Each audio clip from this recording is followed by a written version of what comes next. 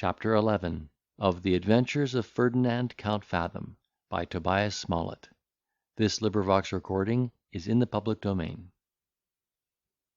Thus connected, they began to hunt in couples, and Fathom, in order to profit by the alliance with a good grace, contrived a small scheme that succeeded to his wish.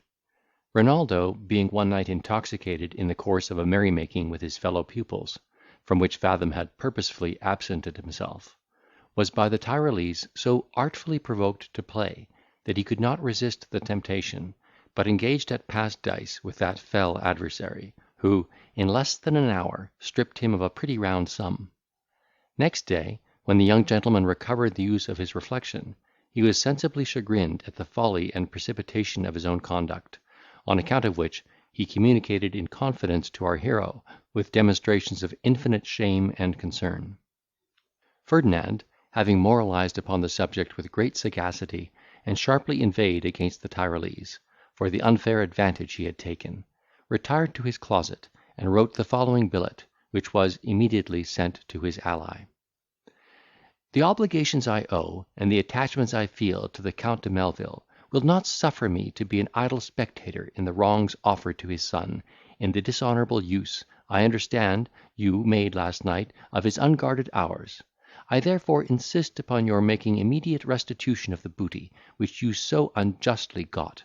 Otherwise, I expect you will meet me upon the ramparts, near the Bastion de la Porte Neuve, to-morrow morning, at daybreak, in order to justify with your sword the finesse you have practised upon the friend of Ferdinand de Fathom. The gamester no sooner received this intimation, than, according to the plan which had been preconcerted betwixt the author and him, he went to the apartment of Renaldo, and, presenting the sum of money which he had defrauded him of the preceding night, told him, with a stern countenance, that, though it was a just acquisition, he scorned to avail himself of his good fortune against any person who entertained the smallest doubt of his honour. The young count, surprised at this address, rejected his offer with disdain, and desired to know the meaning of such an unexpected declaration. Upon which the other produced Ferdinand's billet, and threatened, in very high terms, to meet the stripling according to his invitation, and chastise him severely for his presumption. The consequence of this explanation is obvious.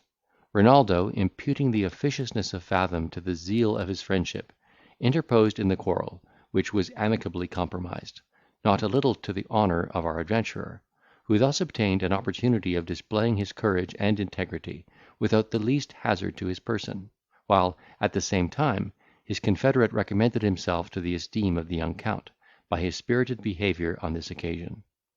So that Renaldo, being less shy of his company for the future, the Tyrolese had the fairer opportunities to prosecute his designs upon the young gentleman's purse.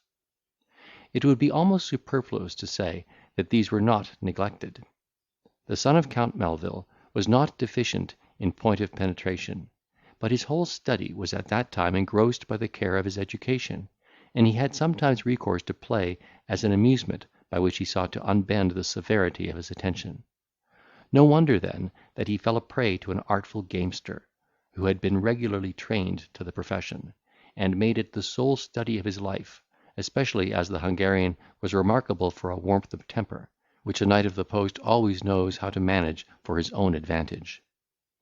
In the course of these operations, Fathom was a very useful correspondent. He instructed the Tyrolese in the peculiarities of Renaldo's disposition, and made him acquainted with the proper seasons for profiting by his dexterity. Ferdinand, for example, who, by the authority derived to him from the injunctions of the old count, sometimes took upon himself the office of an adviser, cunningly chose to counsel the son at those conjunctures when he knew him least able to bear such expostulation. Advice improperly administered generally acts in diametrical opposition to the purpose for which it is supposed to be given. At least, this was the case with the young gentleman, who, inflamed by the reproof of such a tutor, used to obey the dictates of his resentment, in an immediate repetition of that conduct which our adventurer had taken the liberty to disapprove. And the gamester was always at hand to minister unto his indignation. By these means he was disencumbered of divers considerable remittances, with which his father cheerfully supplied him, on the supposition that they were spent with taste and liberality under the direction of our adventurer. But Ferdinand's views were not confined to the narrow field of this alliance.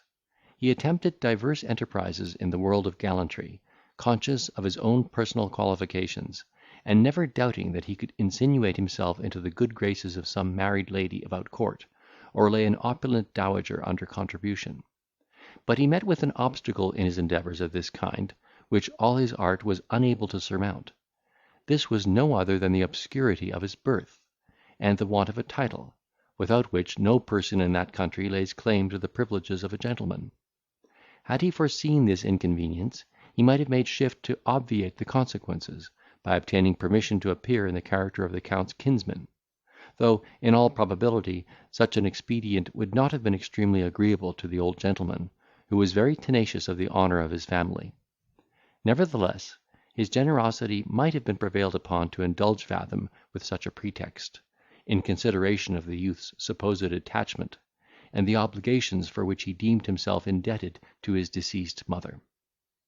True it is, Ferdinand, upon his first arrival at Vienna, had been admitted into fashionable company, on the footing of Renaldo's companion, because nobody suspected the defect of his pedigree; and even after a report had been circulated to the prejudice of his extraction, by the industry of a lacquey who attended the young Count, there were not wanting many young people of distinction who still favoured him with their countenance and correspondence.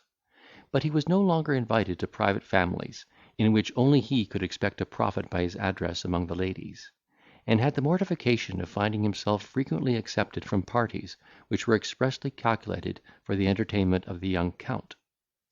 Luckily, his spirit was so pliant as to sustain these slights without being much dejected. Instead of repining at the loss of that respect which had been paid to him at first, he endeavoured, with all his might, to preserve the little that still remained, and resolved to translate into a humbler sphere that gallantry which he had no longer opportunities of displaying in the world of rank and fashion. Chapter 11.